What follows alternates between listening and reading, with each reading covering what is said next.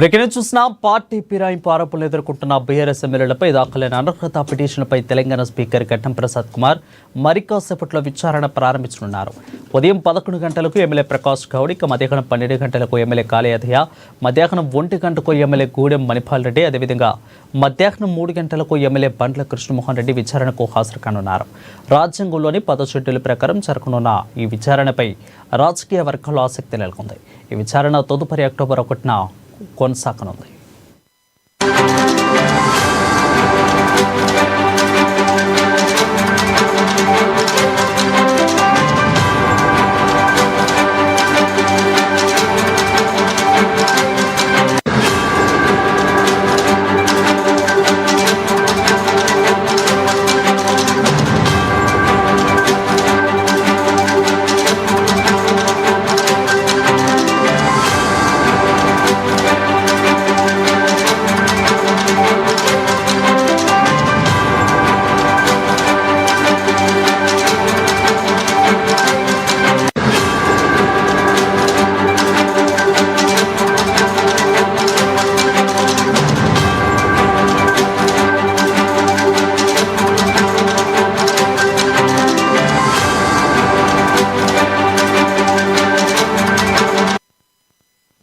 రెడ్డిగా party ఫిరాయింపుల ఆరోపణలు ఎదుర్కొంటున్న బీఆర్ఎస్ ఎమ్మెల్యేలపై దాఖలైన అనర్హత పిటిషన్లపై తెలంగాణ స్పీకర్ ఘట్టం ప్రసాద్ కుమార్తో మరికాసేపట్లో విచారణ ప్రారంభం కానుంది. దీనిపై మరింత సమాచారం అందించేందుకు మా ప్రతినిధి హరీష్ లైవ్లో సిద్ధంగా ఉన్నారు. హరీష్, చెప్పండి, ఎమ్మెల్యేలకి ఏ టైంని కేటాయించారు, ఎవరెవరు ఈరోజు విచారణలో భాగంగా ఉన్నారు?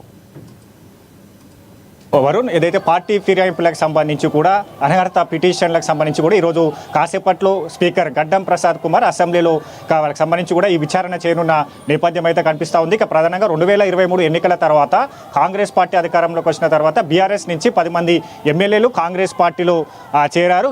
దానికి సంబంధించి కూడా అనర్హత వేటు వేయాలంటూ కూడా బీఆర్ఎస్ ఎమ్మెల్యేలు కేటీఆర్ అలాగే పాడి కౌశిక్ రెడ్డికి సంబంధించి కూడా సుప్రీంకోర్టును ఆశ్రయించడం జరిగింది. సుప్రీంకోర్టుకు సంబంధించి కూడా వచ్చే నెల 30వ తేదీ వరకు సంబంధించి కూడా వీళ్ళపైన చర్యలు తీసుకోవాలని కూడా స్పీకర్ ఆదేశించిన నేపథ్యంలో దీనికి సంబంధించి కూడా ఇప్పటికే ఎమ్మెల్యేలకు సంబంధించిన వివరణ తీసుకున్నారు. మరోవైపు ఆ వివరణను అప్డేట్ రూపంలో బీఆర్ఎస్ ఎమ్మెల్యేలకు పంపారు. బీఆర్ఎస్ ఎమ్మెల్యేల వర్షన్కి సంబంధించి వాళ్ళు కాంగ్రెస్ పార్టీలోనే కొనసాగుతున్నారు. 10 మంది ఎమ్మెల్యేలకు సంబంధించి కూడా అనర్హత వేటు వేయాలంటూ కూడా అప్డేట్ స్పీకర్ కార్యాలయానికి పంపించడం జరిగింది. దాంతో పాటుగా కొన్ని ఆధారాలకు సంబంధించి కూడా పంపించడం జరిగింది. వీటికి సంబంధించిన వివరణ అలాగే ఎమ్మెల్యేలకు సంబంధించిన వివరణ ప్రధానంగా 10 మంది ఎమ్మెల్యేలో స్టేషన్ గణపూర్ ఎమ్మెల్యే కడియం శ్రీహరి అలాగే ఖైరతాబాద్ ఎమ్మెల్యే దానం నాగేందర్లు ఇద్దరు వివరణ ఇవ్వలేదు, అప్డేట్లు సమర్పించలేదు. 8 మందికి సంబంధించిన ఎమ్మెల్యేల విచారణ ఈ రోజు నుంచి కూడా మొదలవుతున్న నేపథ్యం ఉంది. కాసేపట్లో స్పీకర్ కార్యాలయంలో ఈరోజు 4 ఎమ్మెల్యేలకు సంబంధించి కూడా విచారణ చేయనున్నారు. ఇప్పటికే బీఆర్ఎస్కి సంబంధించిన పిటిషనర్లు ఎమ్మెల్యేలకు సంబంధించి కూడా వాళ్ళు స్పీకర్ కార్యాలయానికి చేరుకున్నారు. మొదట 11 గంటలకు సంబంధించి కూడా ఇక ప్రకాష్ గౌడ్కి సంబంధించిన బీఆర్ఎస్ ఎమ్మెల్యే కల్వకుంట్ల సంజయ్ ఏదైతే పిటిషన్ వేశారో దానిపైన విచారణ జరగనున్నది.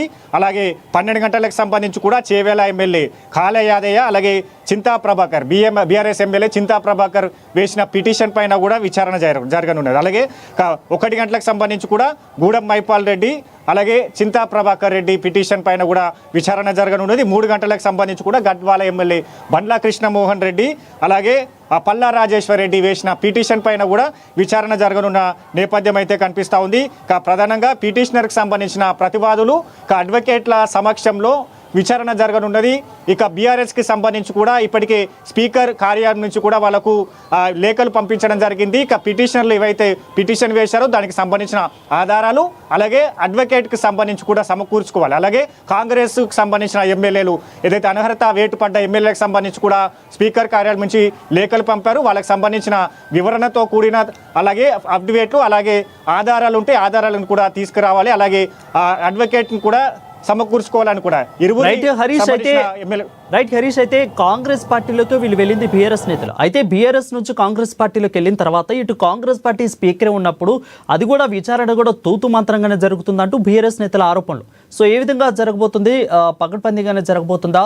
ఎందుకంటే వీళ్ళు వెళ్ళింది కూడా కాంగ్రెస్లో పార్టీలకే, విచారణ జరుపుతుంది కూడా కాంగ్రెస్ పార్టీ స్పీకర్ ఘట్టం ప్రసాద్ కాబట్టి ఈ ఆరోపణ బీఆర్ఎస్ తరపు నుంచి వస్తుంది. అప్డేట్స్ అంటే రైట్, బీఆర్ఎస్కి సంబంధించి ఈ ఎమ్మెల్యేలు ఇచ్చిన వివరణకు సంబంధించి కూడా ఇప్పటికే స్పీకర్ కార్యాలయం నుంచి బీఆర్ఎస్ ఎమ్మెల్యేలకు పంపించడం జరిగింది. చింతా ప్రభాకర్ రెడ్డి, అలాగే కల్వకుంట్ల సంజయ్, అలాగే పల్లా రాజేశ్వర్ రెడ్డికి సంబంధించి కూడా ఇలా ఏదైతే ఎమ్మెల్యేలు ఇచ్చిన వివరణ తాము పార్టీ సంబంధించి కూడా మారలేదు, పార్టీలోనే కొనసాగుతున్నాం, బీఆర్ఎస్ సిద్ధాంతాలకు కట్టుబడి ఉన్నాం, నియోజకవర్గ అభివృద్ధి కార్యక్రమాలకు ఏదైతే సంక్షేమ కార్యక్రమాలకు సంబంధించి తాము ఏదైతే సీఎం రేవంత్ రెడ్డిని కలిశాం, అలాగే తాము కప్పుకున్న కండువాలు పార్టీ కండువాలు కావు.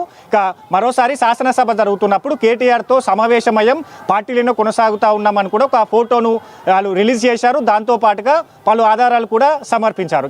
దానికి సంబంధించి కూడా బీఆర్ఎస్ ఎమ్మెల్యేలకు సంబంధించిన వర్షన్ వేరేగా ఉంది. కాంగ్రెస్ పార్టీలో వీళ్ళు చేరారు. ఇప్పుడు అనర్హత వేటు పడుతున్నట్టుగా కూడా ఇప్పుడు మరోసారి ఇట్లాంటి ఏదైతే రాజకీయాలకు తెరతీస్తా ఉన్నారు, వీళ్ళపైన కూడా ఖచ్చితంగా అనర్హత వేటు వేయాలంటూ కూడా వాళ్ళు కొన్ని అప్డేట్లు సమర్పించారు. ఎందుకంటే బీఆర్ఎస్ నుంచి కాంగ్రెస్ పార్టీలోకి మారిన ఎమ్మెల్యేలు కొంతమంది సంబంధించి కూడా గాంధీ భవన్లో జరిగే సమావేశాలు కావచ్చు, పార్టీ కార్యక్రమాలకు సంబంధించి కూడా వాళ్ళు ఇన్వాల్వ్మెంట్ అయ్యారు, పార్టీ కార్యక్రమంలో పాల్గొన్నారు. వాటికి సంబంధించిన వీడియో ఫుటేజ్లు స్పీకర్ కార్యాలయానికి పంపించారు బీఆర్ఎస్ ఎమ్మెల్యేలు.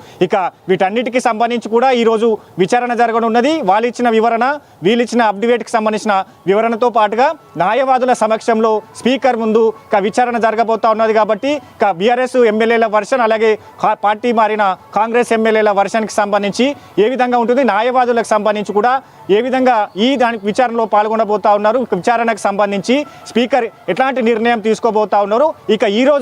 ఈరోజు అలాగే 1వ తేదీకి సంబంధించి మరోసారి ఈ నలుగురిని 1వ తేదీన విచారణ చేయనున్నారు.